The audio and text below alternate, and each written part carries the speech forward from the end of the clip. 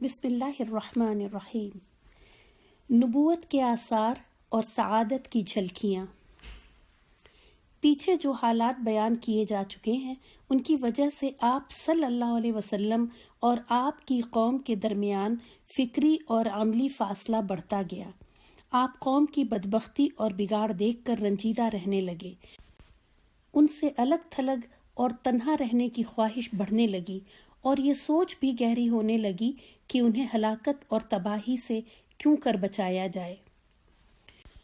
عمر بڑھنے کے ساتھ ساتھ یہ رنج اور یہ خواہش بڑھتی ہی گئی، اور بالآخر آپ کو کشا کشا غار حرا تک لے گئی، جہاں آپ صلی اللہ علیہ وسلم سال میں رمضان کا 1 مہینہ دین ابراہیم کی بچی کھچی تعلیمات کے مطابق اللہ کی عبادت کرتے اور مہینہ پورا کر کے صبح دم مکہ تشریف لاتے اور خانہ کعبہ کا طواف کر کے گھر کی راہ لیتے۔ 3 سال تک آپ صلی اللہ علیہ وسلم کا یہی عمل رہا۔ جب 40 سال عمر پوری ہو گئی اور یہی سن کمال ہے، عموماً اسی عمر میں پیغمبر بھیجے جاتے ہیں، تو نبوت کی چمک و دمک اور سعادت کی جھلکیاں نظر آنی شروع ہوئیں۔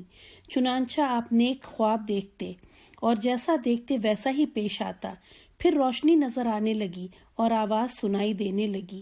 آپ صلی اللہ علیہ وسلم فرماتے ہیں، انی لأعرف حجرا بمکہ کان یسلم علی قبل ان ابعث۔ میں مکے میں ایک پتھر کو پہچانتا ہوں جو بعثت سے پہلے مجھے سلام کیا کرتا تھا۔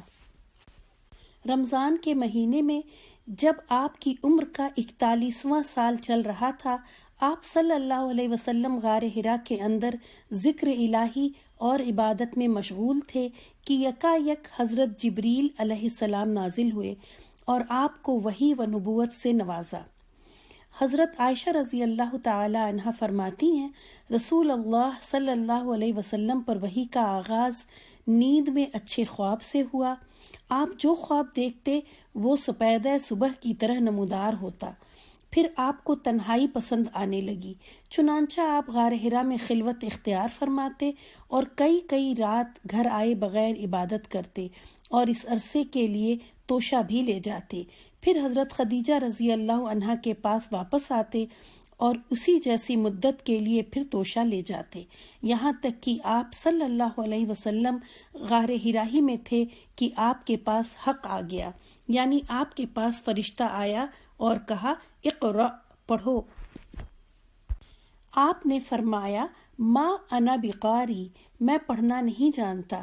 آپ فرماتے ہیں، فأخذنی فغطنی حتی بلغ منی الجہد ثم ارسلنی فقال، اس پر اس نے مجھے پکڑ لیا اور اس زور سے دبوچا کہ مجھے چور کر ڈالا، پھر چھوڑ کر بولا، اقرأ، پڑھو۔ میں نے کہا، ما انا بقاری، میں پڑھنا نہیں جانتا۔ فأخذنی فغطنی حتی بلغ منی الجہد ثم ارسلنی فقال، اس نے دوبارہ پکڑ کر دبوچا اور چور کر ڈالا، پھر چھوڑ کر بولا، اقرأ، پڑھو۔ فقلت، میں نے کہا، ما انا بقاری، میں پڑھا ہوا نہیں ہوں۔ فأخذنی فغطنی الثالثہ ثم ارسلنی فقال، پھر تیسری بار اس نے دبوچا اور کہا، اقرأ باسم ربک الذی خلق، خلق الانسان من علق، اقرأ وربک الاکرم الذی علم بالقلم، علم الانسان ما لم یعلم، پڑھ اپنے اس پروردگار کے نام سے جس نے پیدا کیا، انسان کو لوتھڑے سے پیدا کیا۔ پڑھ، تیرا رب بڑا کریم ہے جس نے قلم کے ذریعے سے علم دیا، انسان کو وہ بات سکھائی جسے وہ جانتا نہ تھا۔ ان آیات کو لے کر رسول اللہ صلی اللہ علیہ وسلم واپس ہوئے۔ آپ کا دل کانپ رہا تھا۔ حضرت خدیجہ رضی اللہ عنہا کے پاس پہنچ کر فرمایا، زملونی زملونی، مجھے چادر اڑا دو، مجھے چادر اڑا دو۔ انہوں نے چادر اڑا دی، یہاں تک کہ دہشت جاتی رہی۔ پھر حضرت خدیجہ رضی اللہ تعالی عنہ کو واقعہ سنا کر فرمایا، لقد خشیت علی نفسی، مجھے اپنی جان کا ڈر لگتا ہے۔ انہوں نے کہا کلا واللہ ما یخزیک اللہ ابدا انک لتصل الرحیم وتحمل الکل وتکسب المعدوم وتقری الضیف وتعین علی نوائب الحق۔ اللہ کی قسم، ایسا ہرگز نہیں ہو سکتا، اللہ آپ کو کبھی رسوا نہیں کرے گا۔ آپ صلہ رحمی کرتے ہیں، بے سہاروں کا بوجھ اٹھاتے ہیں، تنگ دست لوگوں کی مدد کرتے ہیں، مہمان کی میزبانی کرتے ہیں اور حق کے سلسلے میں پیش آنے والے مصائب میں مدد فرماتے ہیں۔ اس کے بعد حضرت خدیجہ رضی اللہ عنہا آپ کو اپنے چچیرے بھائی ورقہ بن نوفل کے پاس لے گئیں۔ وہ دور جاہلیت میں عیسائی ہو گئے تھے اور عبرانی لکھنا جانتے تھے، چنانچہ توفیق الہی کے مطابق عبرانی میں انجیل لکھتے تھے۔ اس وقت وہ بوڑھے اور نابینا ہو چکے تھے۔ حضرت خدیجہ رضی اللہ عنہا نے ان سے کہا، بھائی جان، آپ اپنے بھتیجے کی بات سنیں۔ ورقہ نے کہا، بھتیجے تم کیا کہتے ہو؟ آپ صلی اللہ علیہ وسلم نے جو کچھ دیکھا تھا بیان کر دیا۔ ورقہ نے کہا، یہ تو وہی ناموس یعنی وہی لانے والا فرشتہ ہے جو موسیٰ علیہ السلام پر نازل ہوا تھا۔ کاش میں اس وقت جوان ہوتا، کاش میں اس وقت تک زندہ رہتا جب آپ کی قوم آپ کو نکال دے گی۔ رسول اللہ صلی اللہ علیہ وسلم نے فرمایا، او مخرجیہم، تو کیا میری قوم مجھے نکال دے گی؟ ورقہ نے کہا، ہاں، کوئی ایسا آدمی نہیں جو تمہارے جیسا پیغام لایا ہو مگر اس سے دشمنی نہ کی گئی ہو۔ اگر میں نے تمہارا وہ دن جس دن تمہاری قوم تمہیں مکہ سے نکالے گی پا لیا تو تمہاری زبردست مدد کروں گا۔ اس کے بعد ورقہ جلدی ہی فوت ہو گئے اور وحی رک گئی۔ آغاز نبوت اور نزول وحی کی تاریخ۔ یہ نبی صلی اللہ علیہ وسلم پر پہلی بار وحی اترنے اور آپ کی نبوت شروع ہونے کا واقعہ ہے۔ یہ رمضان کے مہینے میں لیلۃ القدر کے اندر پیش آیا اور اللہ تعالیٰ کا ارشاد ہے، شہر رمضان الذی انزل فیہ القرآن، رمضان کا مہینہ ہی وہ مہینہ ہے جس میں قرآن اتارا گیا۔ نیز ارشاد ہے، انا انزلناہ فی لیلۃ القدر، ہم نے قرآن کو عزت والی رات میں اتارا۔ صحیح احادیث سے بھی یہ بات ثابت ہے کہ یہ واقعہ رات کے پچھلے پہر سوموار کی فجر طلوع ہونے سے پہلے پیش آیا، چونکہ لیلۃ القدر رمضان کی آخری 10 راتوں میں سے کسی طاق رات میں ہوا کرتی ہے اور اس سال سوموار 21 رمضان کو لیلۃ القدر تھی۔ اس لیے اس سے یہ نتیجہ نکلتا ہے کہ آپ کی نبوت آپ کی پیدائش کے 41ویں سال 21 رمضان سوموار کی رات شروع ہوئی۔ اس روز اگست کی 10 تاریخ تھی اور 610 عیسوی۔ قمری حساب سے اس وقت آپ کی عمر 40 سال 6 مہینے 12 دن تھی اور شمسی حساب سے 39 سال 3 مہینے 22 دن، لہٰذا آپ کی بعثت 40 سال شمسی کے سرے پر ہوئی۔ وحی کی بندش اور دوبارہ نزول۔ جیسا کہ بتایا گیا، غار حرا میں پہلی وحی اتر کر بند ہو گئی تھی۔ یہ بندش کئی روز تک قائم رہی۔ اس کی وجہ سے نبی صلی اللہ علیہ وسلم کو سخت رنج و ملال ہوا، لیکن مصلحت الہی اسی میں تھی، کیونکہ اس طرح خوف جاتا رہا، معاملے کی نوعیت کو سمجھنے کا موقع ملا اور دوبارہ وحی کی مشقت جھیلنے کے لیے صرف یہی نہیں کہ طبیعت آمادہ ہو گئی بلکہ ایک گونا شوق و طلب بھی پیدا ہوئی اور آپ صلی اللہ علیہ وسلم دوبارہ وحی آنے کا انتظار فرمانے لگے۔ ادھر گوشہ نشینی کی بقیہ مدت پوری کرنے کے لیے آپ صلی اللہ علیہ وسلم ورقہ کے پاس سے پلٹ کر دوبارہ غار حرا میں تشریف لا چکے تھے۔ پھر جب ماہ رمضان ختم ہو گیا اور آپ کی مدت اعتکاف پوری ہو گئی تو حسب عادت پہلی شوال کی صبح حرا سے اتر کر مکہ روانہ ہوئے۔ نبی صلی اللہ علیہ وسلم کا ارشاد ہے، میں پہاڑ سے اتر کر میدان میں پہنچا تو مجھے پکارا گیا۔ میں نے دائیں دیکھا تو وہاں کچھ دکھائی نہ دیا، بائیں دیکھا تو وہاں بھی کچھ دکھائی نہ دیا، پھر آگے دیکھا تو وہاں بھی کچھ نظر نہ آیا۔ پھر پیچھے دیکھا تو وہاں بھی کچھ نظر نہ آیا۔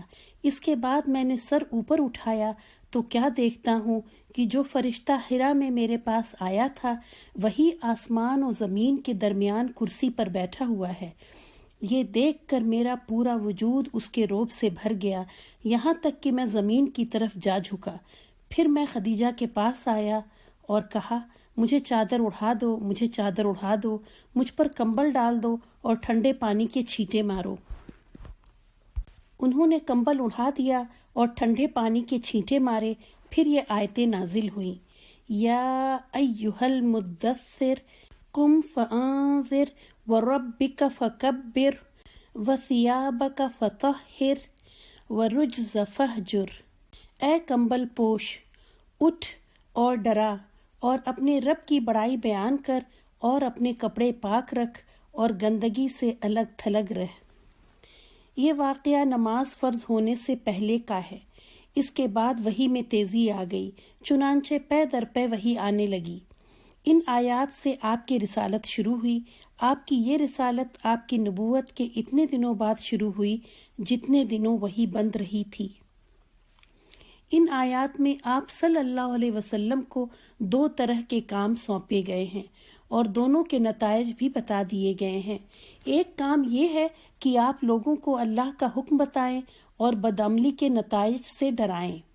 آپ کو یہ حکم قم فانذر، اٹھ اور ڈرا کے ذریعے سے دیا گیا ہے، کیونکہ اس کے معنی یہ ہیں کہ آپ لوگوں کو یہ بتا اور سمجھا دیں کہ وہ جس طرح کی گمراہی و بدعملی میں مبتلا ہیں اور غیر اللہ کی پوجا اور اللہ کی بعض صفات و افعال اور حقوق میں دوسروں کو شریک ٹھہرانے کا جو کام کر رہے ہیں، اللہ تعالیٰ اس پر ان کو عذاب دے گا۔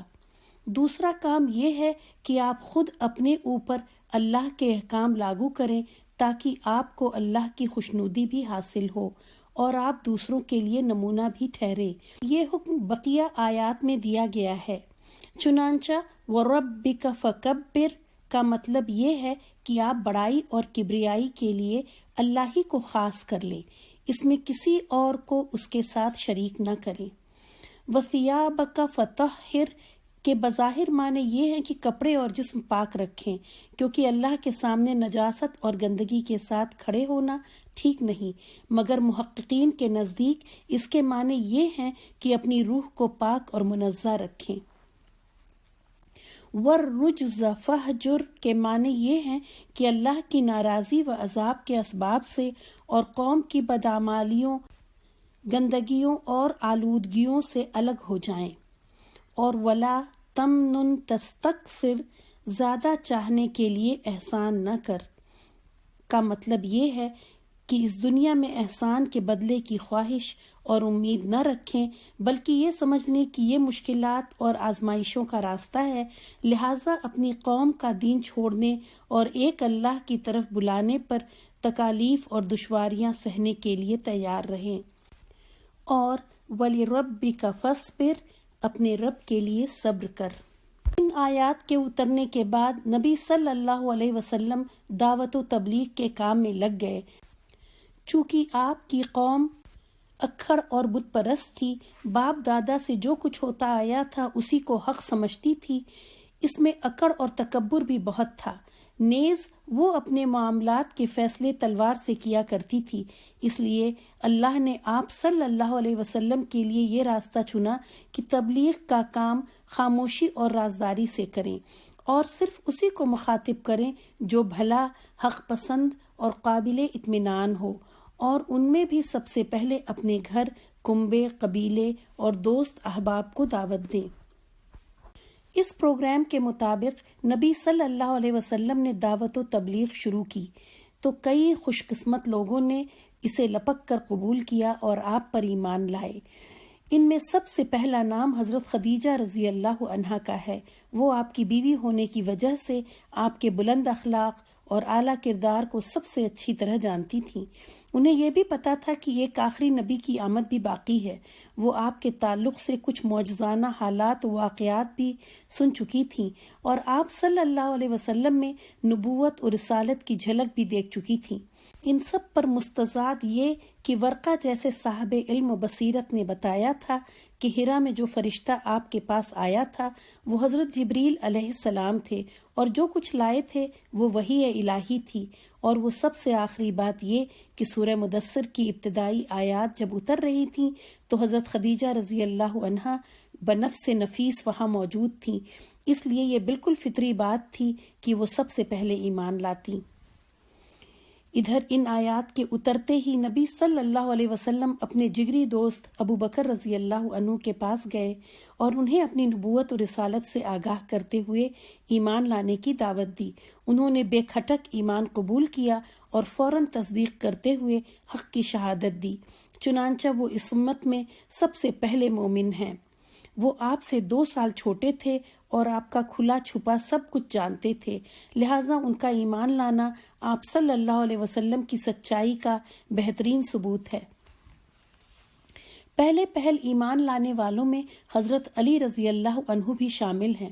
وہ نبی صلی اللہ علیہ وسلم کے زیر کفالت تھے، آپ ہی کے پاس رہتے تھے اور آپ ہی ان کے کھانے پینے کا بندوبست اور ان کی دیکھ بھال کیا کرتے تھے، کیونکہ قریش قحط سالی سے دوچار تھے اور ابو طالب کے پاس مال کم اور اولاد زیادہ تھی، لہٰذا ان کے بیٹے جعفر کو حضرت عباس پال رہے تھے اور حضرت علی رضی اللہ عنہ کو نبی صلی اللہ علیہ وسلم نے پالا تھا۔